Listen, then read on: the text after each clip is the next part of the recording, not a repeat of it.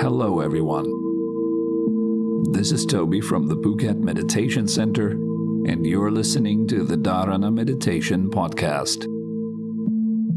Let's sit together, calm the busy mind, and explore topics concerning character development, meditative training, and deeper self-knowledge.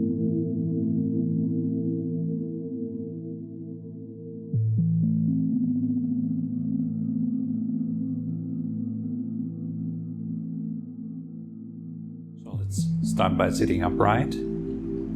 Suspend the head from above. Let your body be relaxed and soft.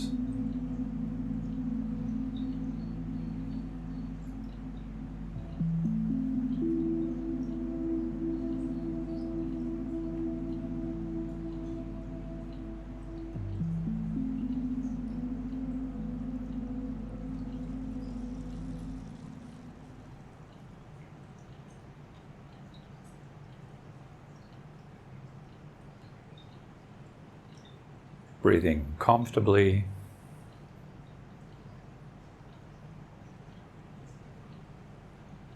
Allowing body and mind to be just as they are. Nothing to change, nothing to fix, nothing to manage.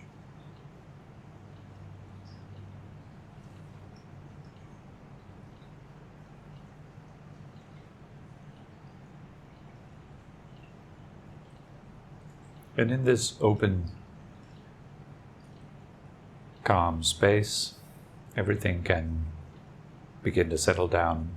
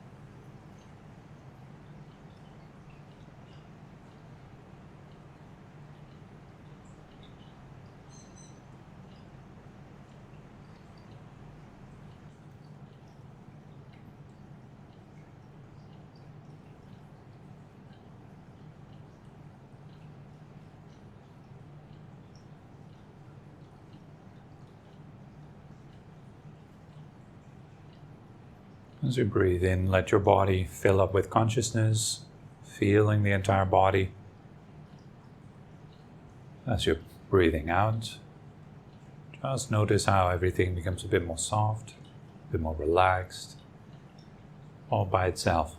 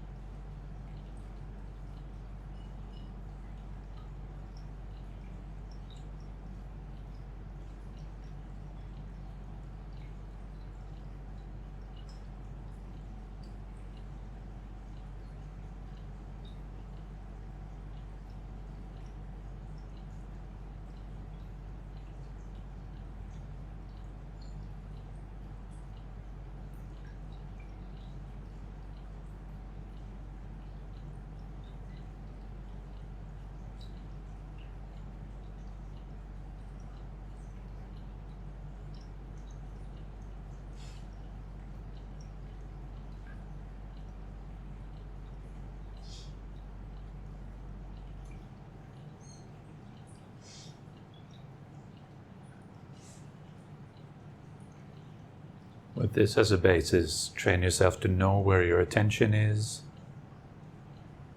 knowing when it goes to a sound, when it goes to a sensation, knowing when it goes to a thought, knowing what is happening while it is happening, training this type of alertness.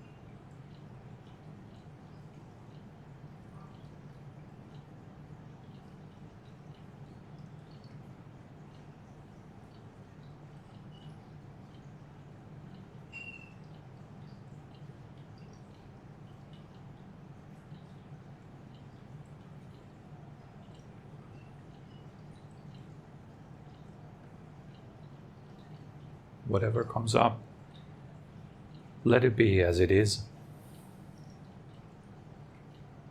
There's nothing to do.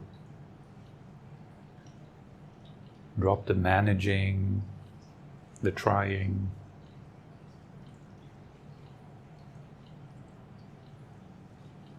The emphasis is on knowing, on clearly seeing.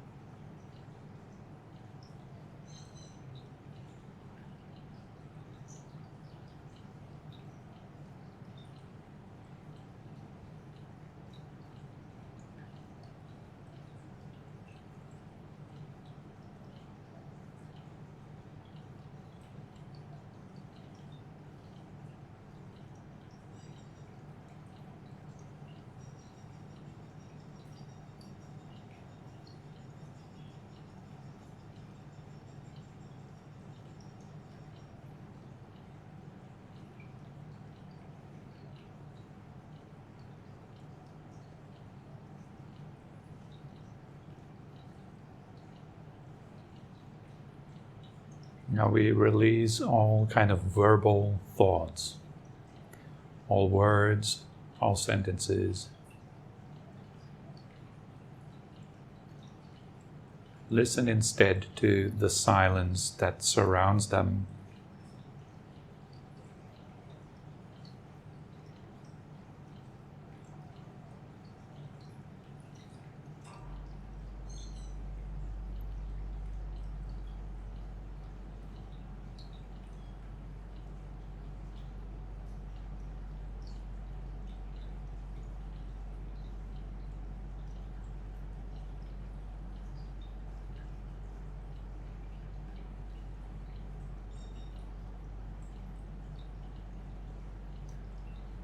Notice the underlying silence underneath and even within your thoughts.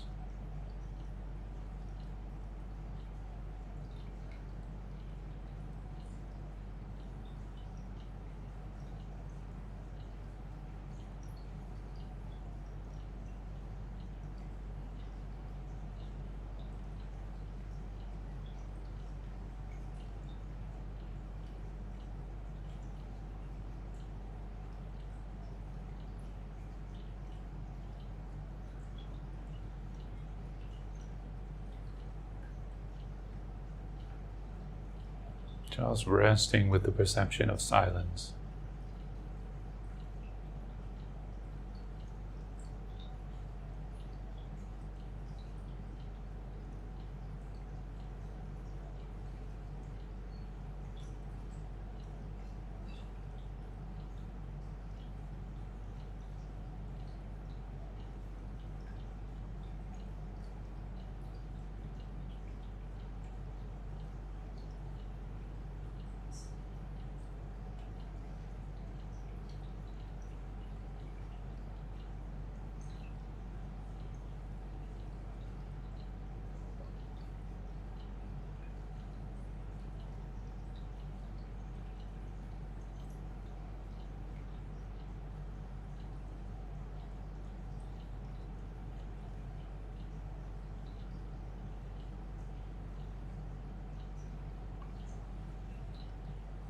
Thoughts are like clouds that arise and pass against the backdrop of a blue sky.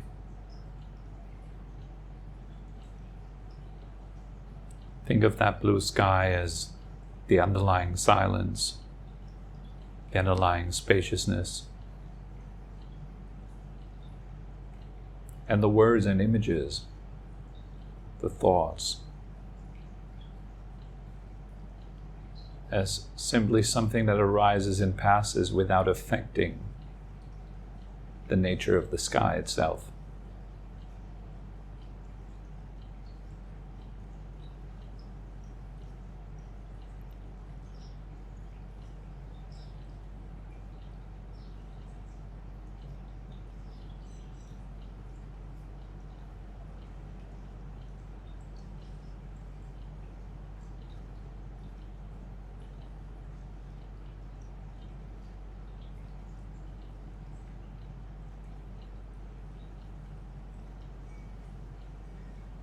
The sky just quietly accepts whatever appears in it. It doesn't have any preferences.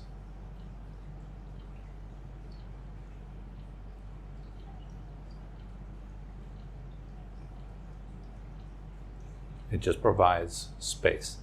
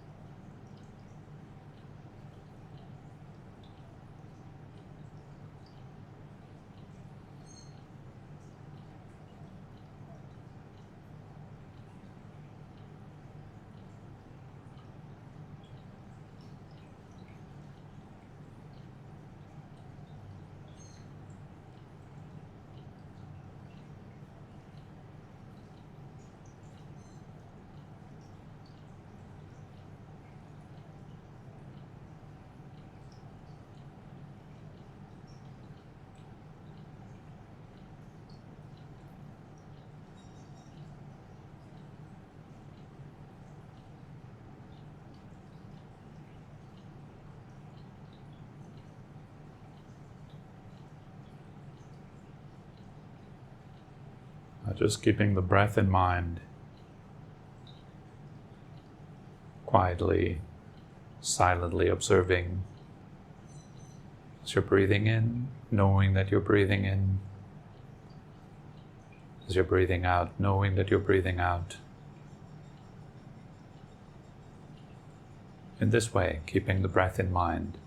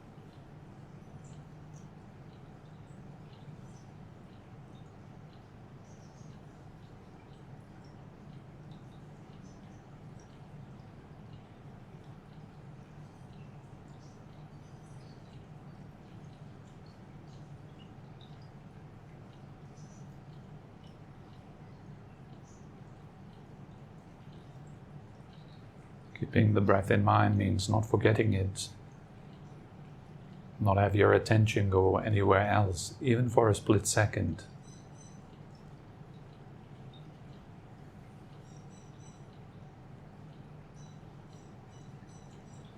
Knowing the first moment of the inhalation, all the way to the last moment of it. Knowing the first moment of the exhalation, all the way down to its last.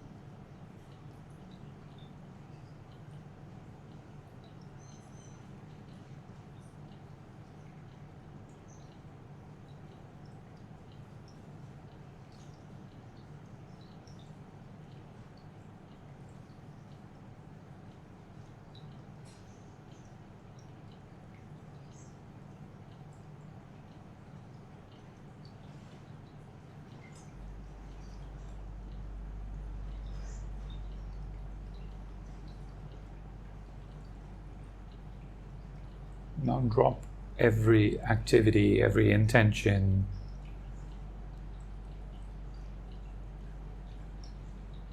every kind of holding, completely letting go.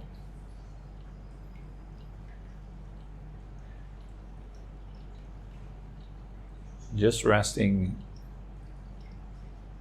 as awareness in the background, allowing whatever arises to arise, whatever remains to remain, and whatever to pass, we allow it to pass.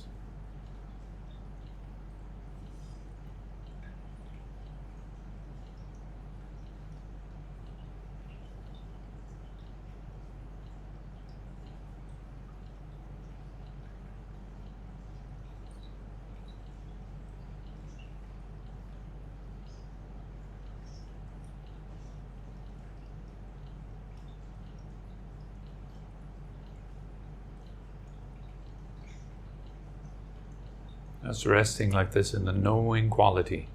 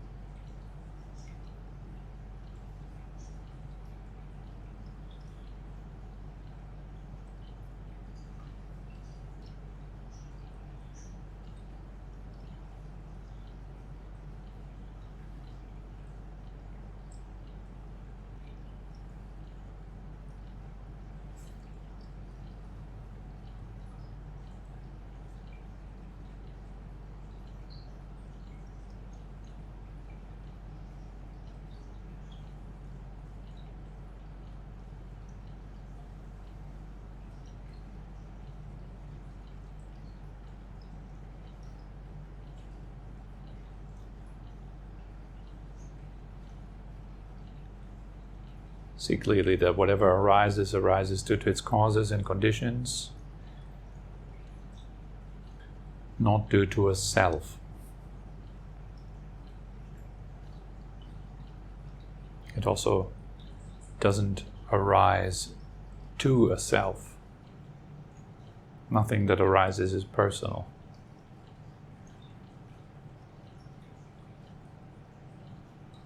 Just stuff happening in awareness.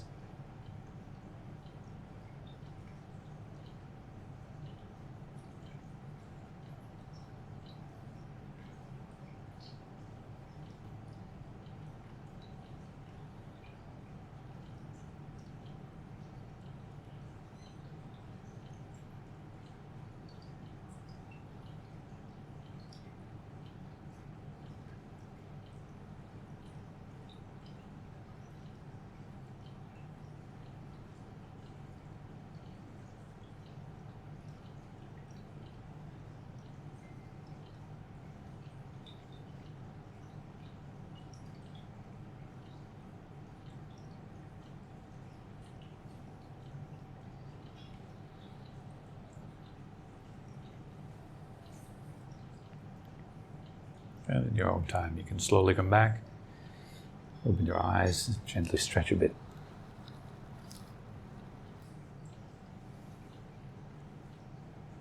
Good morning.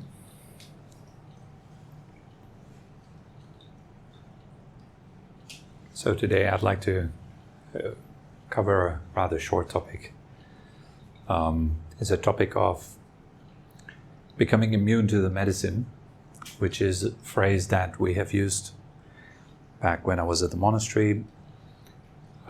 Becoming immune to the medicine means basically that you're becoming numb to the instructions, numb to the teachings, numb to whatever wholesome input is given to you.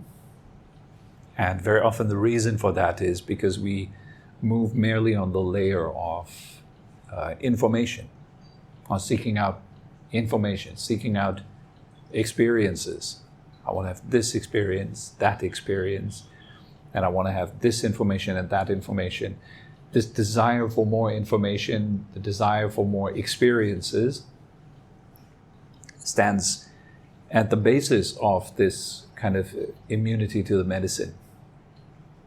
The Dharma often is referred to as a medicine. The teachings of the Buddha or any kind of spiritual practice could be seen as a medicine. The teacher could be seen as a doctor. And the community of practitioners, they could be seen as nurses that help you on the path of recovery. So becoming immune to the medicine happens if the Dharma or the teaching, the instructions are not internalized. You're not embodying them. They stay just in your head. You just merely think about them. And then you go to a teaching, and the teacher says basically the same that he has said last week. And your reaction to it is, I've heard that before. Then you go the next week in the hope maybe something new will happen, and the teacher talks about the same thing again. And so you decide, it's always the same. It's not worth going. So you stop attending because it's always the same. It's always the same teaching, always the same kind of topics and the same kind of stuff. I've heard that already. I know that already. These kind of ideas. Somebody that is actually eating the medicine and digesting the medicine, to them it would never occur that such a shallow kind of idea of the path, I've heard that already. I know that already. Especially the phrase, I know that already. It would never occur to me to say this to my teacher. If my teacher were to give me a teaching and I were to say, I know that already. There's many layers to these teachings. There's a lot of depth to them. Let's take a very simple teaching, such as all composed phenomena are impermanent. It's a fairly simple sentence. You hear that sentence, you go like, oh yeah, it kind of makes sense. All composed phenomena are impermanent. The point then is for you to eat that medicine. Not just to have that information come in and go like, okay, all composed phenomena are impermanent, and then you maybe memorize it a bit. So next week you can say that same sentence. But what you should be doing is, you should apply that to yourself. Every teaching that is ever given, apply it to yourself. Take it personal. Even if the teaching is given to a room of 200, 300, or thousands of people, take every word that is given personal. Think, teacher's talking about me. So today, maybe I'm talking about this becoming immune to the medicine. Take it personal. I'm actually attacking you for this. See it that way. I would do the same. If I listen to my teacher, or any teacher for that matter, if I listen to them, I take it personal. I think, wow, he's tearing me apart right now. He's pointing out that I'm actually not really properly taking the medicine and digesting it. Instead, I tend to see myself above that. Yeah, he's probably talking some members of the audience right now, but it's certainly not me. So that's like a little side note. Whatever you hear, whatever teaching you hear, it's a good idea taking it personal. It's not because my teachings are so amazing that you should take them personally. I would say the same for basically anything. You can take anything personal in the sense of turning it into a path, turning it into a practice. If you're taking it personal, you see whether you're hurting or not, whether you're suffering it or not, before even of thinking that all things are impersonal. Take things personal. See, does it hit you? Does it not hit you? Does it apply to you? Does it not apply to you? You can see quite clearly.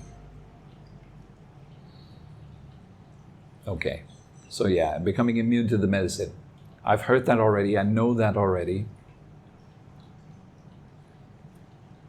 I've personally went through such phases where I've heard the same teaching over and over and over again, and I noticed how I, in the class, would just wait for the next thing to happen. It's almost like I wanted to fast forward through this section because I've heard that already. Just go to the next one. And that is incorrect. Actually, every time you hear these kind of teachings, it's an encouragement to reflect, taking it personal right now. All composed phenomena are impermanent. Well, so am I. So is this body. So is this mind. So is this thought right now. So is this feeling right now. Now you're integrating it. Now you're actually taking the medicine.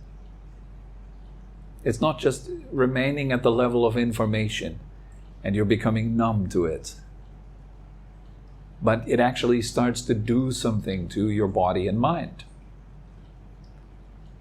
It shows you a deeper layer of your experience. And with that, perhaps even some form of liberation, some form of ease after a while.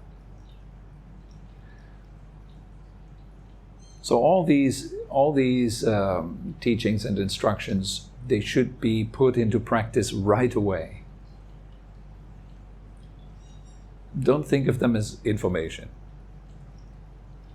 If you do, it's really unfortunate. Ajahn Chah talked about this, and he gave this example of then you're being like a spoon inside of a soup.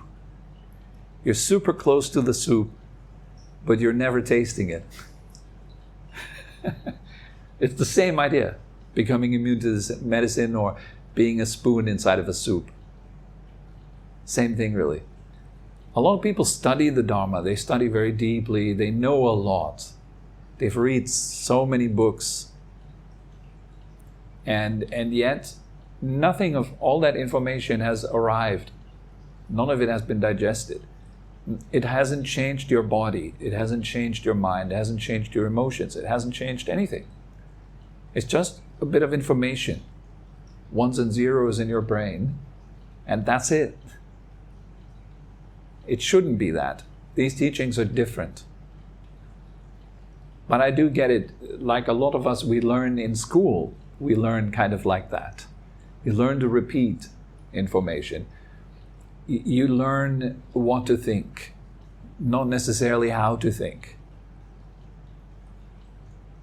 Even though I have to be fair, that's also taught to some extent, how to think, how to be critical and so on. But most of the time, I think the most emphasis in school is on being able to repeat in different ways what you have learned. So repeat the same formula with different examples. And stick to it, which is not a bad thing. This enables you to become a good producer, a good consumer. That's okay. That's one layer of existence, one layer of experience. I'm not bashing that. But there is more. So these teachings that we discuss here, that we explore here, they are supposed to take you much deeper than just, hearing a phrase and then being able to repeat it. You have to put them into your body. It has to become a real experience inside of your body. Otherwise, it's just in the head. I speak quite frequently. There's a lot of people who are very attached to very high-minded spiritual ideas. They have all kinds of ideas about world systems, how many realms there are, like the astral realm, the mental realm, the physical realm, that, so many realms. They can tell you about many different stages of enlightenment and this and that. But it's not embodied. It's just fantasy in a lot of cases. And the error is that we never take our body as a measuring stick. Your body is a good measuring stick. It shows you whether you're actually as advanced as you think you are by, well, how easily do you get wound up? How fast do your nerves fire and tense up under stress, under pressure, and so on? So our body can show us that. I don't practice any deeper than that. I just try to look at my body as good as I can, and I notice, okay, when stuff is flaring up, I see where am I holding, and I release right there. That's a large part of my practice. No high-minded ideas, but what I've noticed is that if you engage in these seemingly basic ideas, that they take you deep. And they unveil layers of experience that you'd never thought possible. It's quite a surprising process, I find. The process of letting go begins with a whole lot of misunderstanding about what letting go is. It gradually attains some more clarification as you practice and hear more, practice and hear more. You go a little bit more deeper, your understanding deepens by just trying to do it right in the beginning, assuming that you're doing it wrong, and seeking out correction. This is another thing on a side note. The assumption that what I'm doing it right. This is a bad one as well. It's easy to oversee that. This idea that I know what I think is true. My thought systems that I've created are actually the truth. What I think is correct. And then we base our actions on those thoughts. And so we're miles off. Just doing something that we think is correct. But it actually isn't. So it's a good habit as well to assume that you're totally mistaken about what you're doing and you're totally wrong about it. You have actually no clue what you're doing at all. This is a good starting point. What is it? Socrates? Was it Socrates? I know that I know nothing or something? I think that was Socrates, wasn't it? I don't know. Someone will surely correct me if that was wrong. But that's a good one. This beginner's mind attitude is also in Zen. Is this Zen mind, beginner's mind kind of idea, where you approach something fresh, not with this idea that you already know what it is. You already have understood the concept because you can put some words together in your head. What is this sentence pointing to? What is beyond the words? And what's the experience of that like in the body? And then let that go deeper. Come into it over and over again. Every time your teacher comes back with the same old topic that you've heard 100 times before, take it right there as an opportunity to go deeper. That would be correct. It is incorrect to reject and say, well, I've heard that before, I know that already.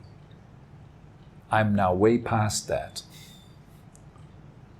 Not a single serious practitioner that I've met in my life would make such a statement. Yeah, I know that already. If you discovered that idea within yourself, go against it. Know it as a false idea. It's a trap.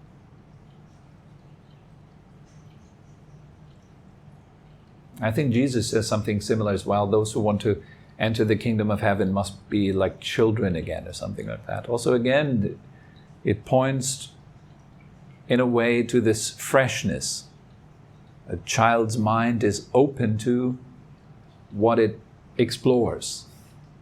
It doesn't have these rigid, fixed ideas about things, what they are and what they are used for. It's quite open to exploring what it is.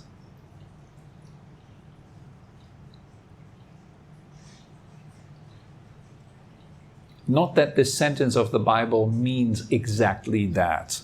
I wouldn't know. But that's how it could be read and interpreted. To feed a little bit into the same context. Yeah, so as I said, it's a short one today. That's enough. Yeah, not becoming immune to the medicine, but maintaining our understanding that the medicine really is in the practice of those simple sentences, embodying them. Are there any questions? Yeah. I have a question about managing. So you said not to manage. Or before in the guided meditation. Yeah, exactly. And with Andy, I've learned to see the contraction and try to release it. Yeah. Which would be managing. So, what would you recommend on doing? Mm-hmm. Interesting question. Yes, managing.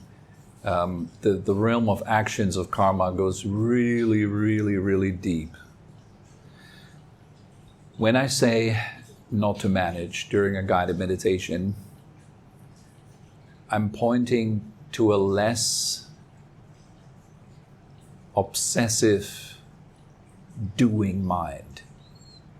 I'm pointing to a more observant quality of the mind, which is still a subtle form of doing. And the more you're stepping back into an observing quality, the more you detach, the less of a doer you have involved with whatever there is. But it goes to very, very, very subtle realms. The doer remains for a long, long, long time.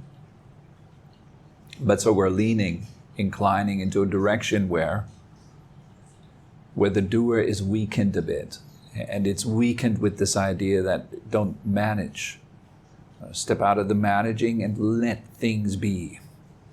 I know it's really simplistic of me to say it like that, because hardly anyone actually, first of all, knows what I mean by managing. And then even if you think you do, you just try to not manage, which is a trying again. And so that's a process that it's always a bit of an exploring. So how is it if I manage a bit less? If instead I assume whatever there is, it's already perfect, just exactly as it is. Now, if you step into that perception,